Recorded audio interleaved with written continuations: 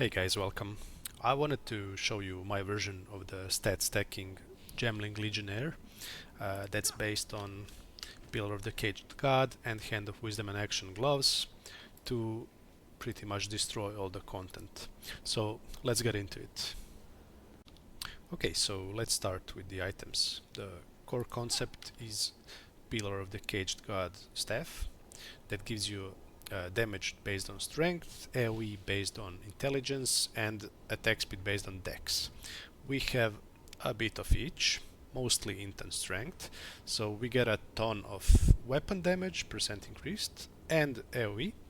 And along with Pillar of the Caged God, we have the Hand of Wisdom and Action. That's a bit more expensive, but it gives you a lot of flat-headed damage that you can't really get otherwise in that amount at least.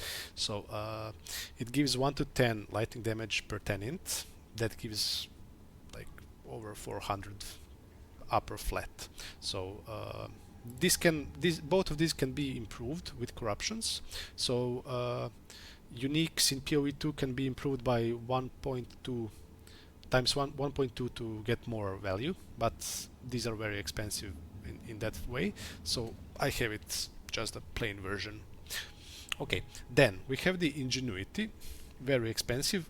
I managed to get it early when it was like 10 divines, so yeah, I had a bit of luck, and this belt is pretty much best in slot for probably everything, since it gives like almost 2 rings of value of stats as a belt, and that's just insane. Then in the rings you want to have mostly stats, of course. Prefixes can be life, mana, flat damage. Cats, what are you doing? I also have some leech here that helps a lot with mana sustain, even though it's only physical, which we don't have a lot of, but it helps. And then on the other ring I had to get some resistances rather than stats, but it works fine. And then the amulet. Best in slot would be Astra Mantis, but who can buy that, right? That's like 100 divines. So I have this a bit of everything and some rarity, and yeah, pretty much just the essentials. Oh, the body armor. It's a Warrior Invictus. It's definitely the best in slot. Primarily for the percent increased attributes. It gives you 20% all attributes, which is perfect for us. It can actually give you 25 if you get the 5th socket for with corruption. And then for the second affix I got the percent max life.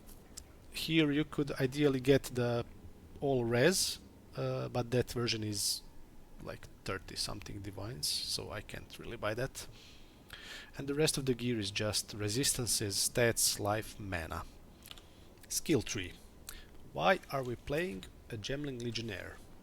Gemling has a very interesting node right here that gives you double inherent bonuses from int, so that's mana, strength, that's life, and dex, that's accuracy. This one is not that important for us, but we get 4 mana per int and 4 life per strength.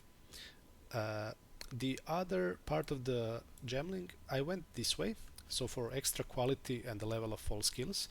This is not really that strong, and when I get some more currency I will go this route for max resistances, but this really requires you to have like 5 and 6 links in all of the gem slots. I'll go over gem slots a bit later.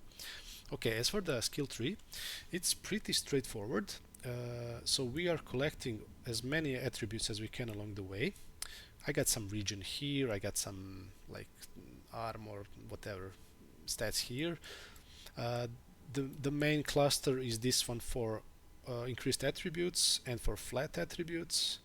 And then I got this cluster which gives you 1 rage on melee hits per notable. So I got 3 notables here, and this one pretty much solves my rage. That's 30% more damage.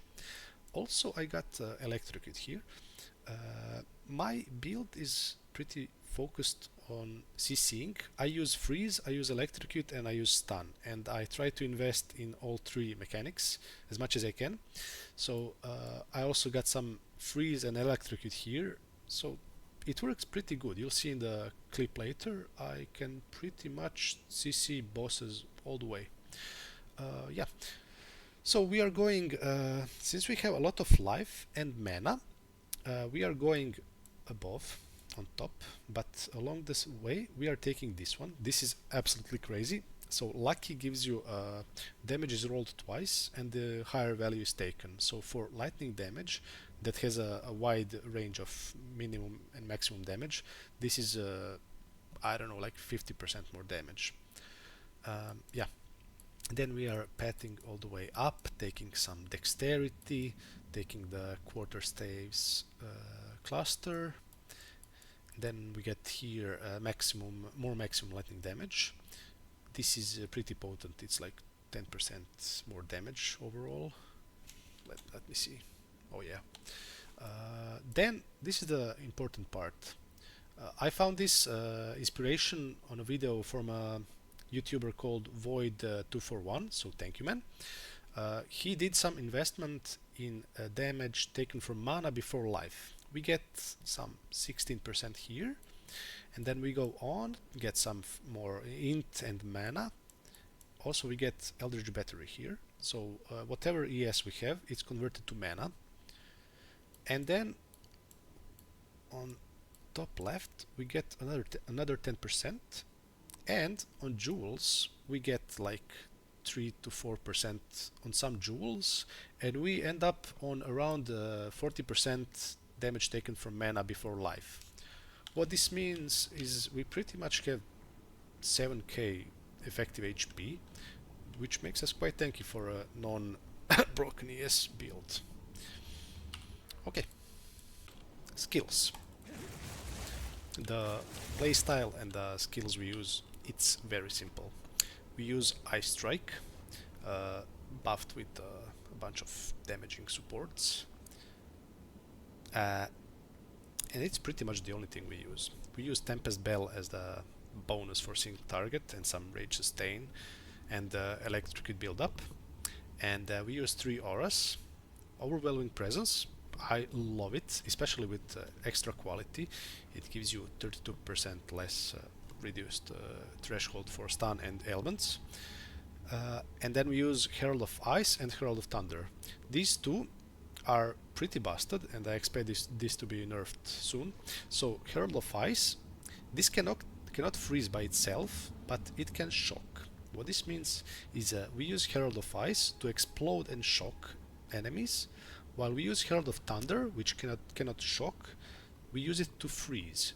So what happens is everything on the screen explodes by Herald of Ice shocking, then Herald of Thunder freezing, and then exploding. This can chain indefinitely if you have enough damage. Yeah.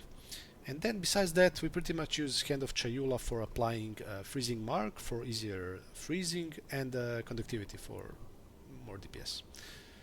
Yeah, the rest is like whatever. Charge stuff I don't use. Who can bother maintaining this? Video showcase. Now I'm gonna put a clip of me fighting a Citadel boss and me clearing a map or a breach at least, so you can see how this looks in action. Ah, there it is. So, Enfeeble, less curse effect. That's pretty much it from the downsides. You cannot stop us. Let's see how it goes. We will take the power that we deserve. You can bloody well try.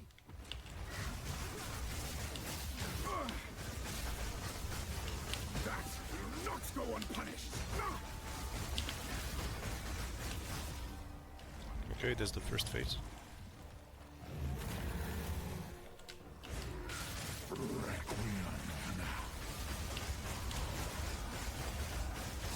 Well, not bad, huh?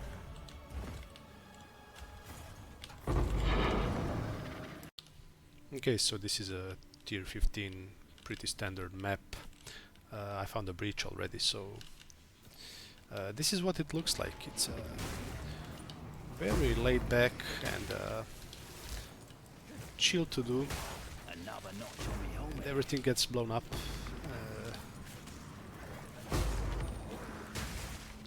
feels pretty safe, especially because everything is crowd controlled. It's actually an unlucky layout for the breach, but you get the gist. So these explosions can actually chain, like along the border of the breach. It can like ride a wave.